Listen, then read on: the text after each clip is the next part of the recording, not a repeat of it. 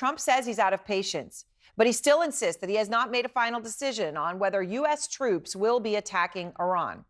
Moments ago, Trump wrapped up a meeting with his security team in the Situation Room. And we have new video into CNN tonight showing an Iranian missile flying over Jerusalem. The pace of that barrage has changed.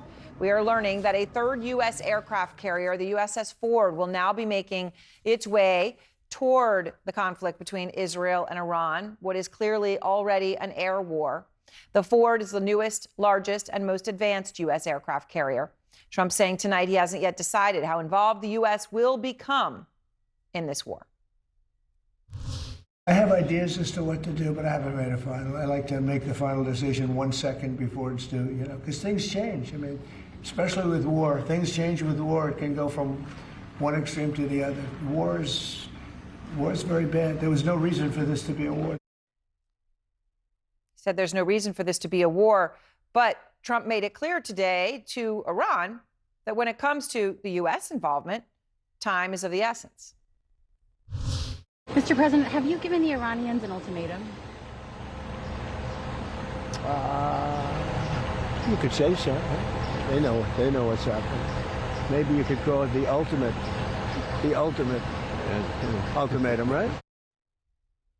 But Iran today sent this letter to the UN, 3 pages. An Iranian source shared it with me.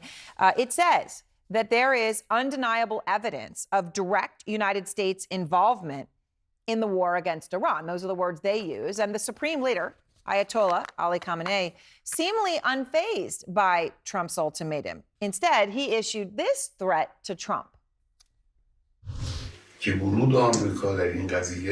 America's involvement in this matter will be 100% at their loss. The loss they receive will probably be much more than the damage Iran will bear. Yeah, Ayatollah also saying Iran will not surrender. So when you have ultimatums responding, and then they respond with will not surrender, obviously that's not a good place to be. Trump was asked by our Elena Treen about the Ayatollah's refusal to surrender. He said this. Say good luck. When does your patience run out? It's already running out. That's why we're doing what we're doing. And tonight, we have exclusive video into Outfront. I'll show you what this is. This is from the Iranian filmmaker Pouria Nouri. She is in Tehran. Not many images coming out of Tehran, and certainly not many from that aren't state media. So this is important. This is from a real person who tells us, quote, I hear and witness numerous explosions throughout the day and night. I wake up each morning to the shaking of walls and windows in my home. While the shadow of war looms over the lives of Iranian citizens, the solidarity among the people of Iran has grown stronger than ever. And that is a crucial question, because after a bomb is dropped, if one is, you then deal with, well, is it going to be a civil war in a country with 90+ million people? And does the U.S. own it? We're going to take you to the ground in Tehran in just a moment, where Fred Pleitgen and his team are now the first Western journalists to enter Iran since this latest conflict with Israel began. I begin, though, with Jeff Zeleny. He is at the White House tonight. And Jeff, we know Trump just wrapped up that security meeting just moments ago. What are you learning happened there, and as to whether any decisions have been made? Aaron, tonight, President Trump is no longer in the West Wing of the White House. We know that because the Marine standing at his post right outside the West Wing doors is no longer there. That means the president is in the residence of the White House and, of course, still contemplating all of this. But that meeting in the Situation Room is just the one of a series of meetings and conversations the president had all day long. He started this day here at the White House, as we all well know, saying, I may do it, I may not do it. No one knows what I'm thinking. That was a message to his supporters and detractors alike, of course. But even as I am speaking to you right now, Aaron, I can hear some protests on Pennsylvania Avenue in the distance, urging the president to not go to war. But of course, he is hearing from a variety of advisors. And I am told that even as plans are being made across the government, we've seen the military, of course, fall into a line to fortify U.S. troops in the region should there be an attack. But also the discussion is on the aftermath of an attack, not simply the idea of striking the nuclear program in Iran. It's on the aftermath of that. And that is what is really hanging over, I am told, the entire question here that the president is really trying to wrestle with. Is he going to engage in a protracted war, something he has long campaigned and waged against? He's been such a critic in all of his time in public life as a candidate of the Bush administration's decision to enter, of course, the Middle East war in such different circumstances there. So I'm told he is thinking about the aftermath, and he does believe, I'm told, a strike is possible without getting involved in a long entanglement, Aaron. But that is very, very much an open question. We all remember back some 2 decades ago when it seemed military strikes and an ouster of a leader would be quick and easy. It was anything but that, Aaron. Yeah, we all remember, right? The statues toppled and everybody thought, okay, great, now you go home the victor. And well, God knows we all saw what happened then over the next 2 decades. Jeff Zeleny, thank you very much. And I want to go to Fred Pleitgen. As I said, incredible work here. He has just arrived on the ground in Tehran. Fred's team is the first team of Western journalists to enter Iran since this latest conflict with Israel began. And Fred, what are you seeing there tonight? We've been both hearing and seeing anti-aircraft fire in the skies over Tehran. Also, some pretty loud thuds could be heard as well. It's unclear whether or not those are possible airstrikes or maybe even interceptions by the air defense forces here. But one thing that is clear going through the streets of Tehran is that they are pretty empty, and most of the shops are also closed.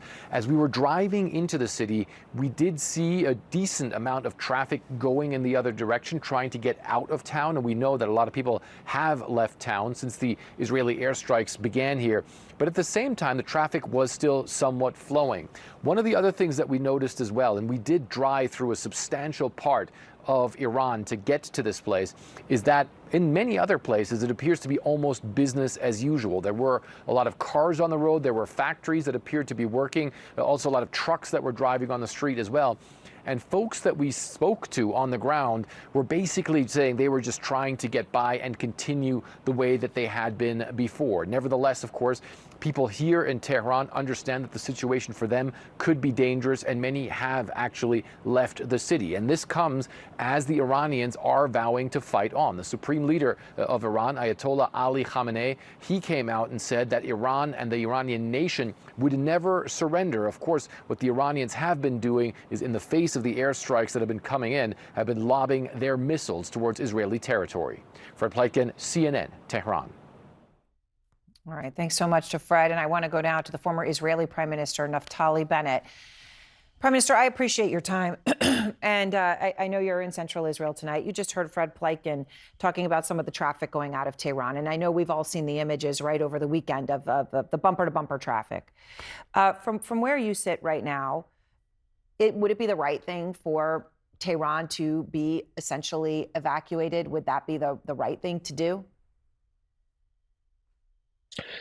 Well, in specific areas that we're targeting, which are military facilities or regime apparatus facilities, we notify that in advance in order to minimize civilian deaths and allow people to evacuate. So from those particular areas, it's a good idea. Yeah, well, we recommend, and we're telling the citizens to move out for the time being. So I want to play again, Prime Minister, I know you heard this, but for anyone who is not, what Trump said today, because he talked about the Fordo nuclear site, obviously the crucial one, where we understand that a lot of the nuclear apparatus is buried potentially 300 or more feet underground. Here's what he said. We're the only ones that have the capability to do it, but that doesn't mean I'm going to do it at all. I haven't made a decision. Prime Minister, I'm actually curious about something specific. I know that what we understand is that when it comes to an actual bomb to do it, that the United States is the one with the capability to do that. That's what he's referring to. But I'm curious as to whether Israel has other ways. I mean, whether that could be commandos or something else. But do you believe that Israel has the capability in any other way to take out the Fordo nuclear site without American help? Well, obviously, I'm not going to get into operational plans, but I will say that as the war progresses, as Iran's air defenses diminish and it weakens, obviously that presents new possibilities that didn't exist before.